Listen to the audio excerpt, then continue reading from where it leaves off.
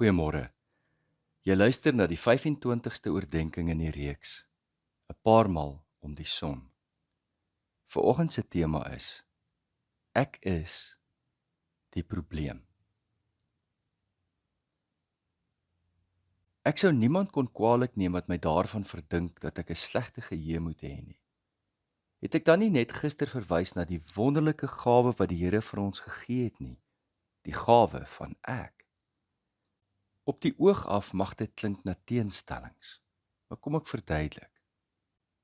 Dat ek ook die probleem is 'n gevolgtrekking wat ek maak deur persoonlike ervaring, onafhanklike getuienis en Bybelse getuienis van begin tot einde. Dat ek die probleem is, deurgrond alle teologie, psigologie, ekonomie, sosiologie, biologie en watter ander logie jy ook al aan kan dink. Ek luister onlangs na 'n argument van Dennis Prager, 'n Joods-Amerikaanse radiopersoonlikheid en skrywer. Hy vertel dat hy reeds as 'n seentjie agtergekom het dat daar 'n groot verskil is tussen sy Joodse skooltjie se klasse en die openbare skool wat hy bygewoon het. In die Joodse tradisie en, voeg hy toe by, in die Christelike tradisie, begin die kennis van die mens altyd by die uitgangspunt: ek is die probleem. In 'n sekulêre samelewing is almal anders die probleem. Wat dink jy daarvan? Hoor mooi, hy neem niks weg van die feit dat ons deur God geskape is nie. Maar hy sê wanneer dit kom by ons perspektief op mens wees, begin ons by die plek dat ek die probleem is. Dink net as ons nie daar begin nie, dan vermoed ek is ons by politiek, want dit is hoe politiek werk.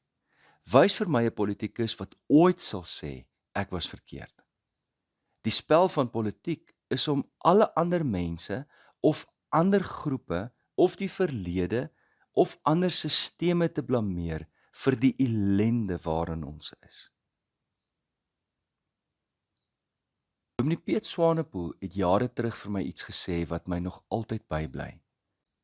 Hy was 'n derde poort predikant en het vir jare lank 'n kosgee projek bestuur en woordbediening gedoen onder straatmense.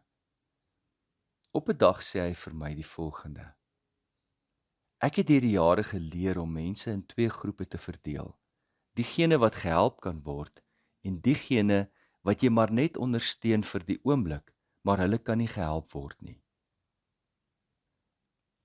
Ek staan 'n tree nader toe hy dit sê, honger vir die antwoord. Wanneer iemand vir my sy of haar storie vertel, en alles wat deur hulle lewe heen verkeerd geloop het, is ander mense se skuld, weet ek dat hulle nie gehelp kan word nie. Hulle is onrehabiliteerbaar. Maar wanneer iemand vir my sê, Dominee, ek het verkeerde keuses en besluite in my lewe geneem, en dis hoekom ek hier is, dan weet ek daardie persoon kan gehelp word. Kan jy onthou hoe begin die tweede hoofstuk van die eerste boek van die Bybel? Toe die Here die eerste twee mense betrap het, wat die eerste ongehoorsame daad ooit op aarde gedoen het, hoe het hulle reageer? Dit was nie ek nie, dit was sy. Dit was nie ek nie, dit was hy. Die Duitse filosoof Friedrich Nietzsche was 'n besonder vurige filosoof wat die hart van 'n samelewing kon dissekteer soos min. Hy het die lewenstaak van elke mens gesien as 'n proses waar jy jou eie vrese, beperkings en wrokke moet oorkom. Groei kom deur worsteling, nie gemak nie. Een van die grootste struikelblokke by mense is dat ons alles en almal om ons kan verkwalik. Derhalwe werk hy baie met die gedagte van die wrok wat ons in ons harte dra teenoor ander mense, of bitterheid in die sagter vorm daarvan. 'n Persoon wat 'n wrok dra en die skuld vir hulle eie ongelukkigheid by 'n ander se deur lê, word die morele deurwagters oor ander mense se lewe. Hulle is voortdurend besig om met hulle vinger na ander mense te wys vir die foute wat hulle maak. Somstyds word Nietzsche se gedagtes opgesom met 'n frase wat hy nie direk self so gesê het nie, maar wat afgelei word uit sy werke. As jy dink iemand het jou lewe ruïneer, is jy reg. Dit is jy. Dit neem nie weg dat ander mense ons oneindige skade en leed mag aandoen in ons lewe nie. Ek bedoel, ons moet almal ons hoedens afhaal vir al die wreed en die leed wat ouers al aan hulle eie kinders gedoen het. Groot mense aan kinders, mans aan vroue, vroue aan mans. Die trauma en geweld wat in ons land deur mense aan ander mense gedoen word, is vreesaanjaend. Ons leef in een van die mees gewelddadigste lande in die wêreld. Nietzsche se woorde is nie bedoel om die impak van ander se geweld of onregverdigheid in ons lewens te ontken nie. Maar wat is die alternatief? Dat ek 'n slagoffer bly en alle ander mense blameer vir die plek waar ek in my lewe is? Nietzsche self was 'n ontsaglike sieklike mens, geweldig sieklik. Dit kom dus nie uit 'n plek van voorspoed en welvaart waar hy hierdie woorde gespreek het nie.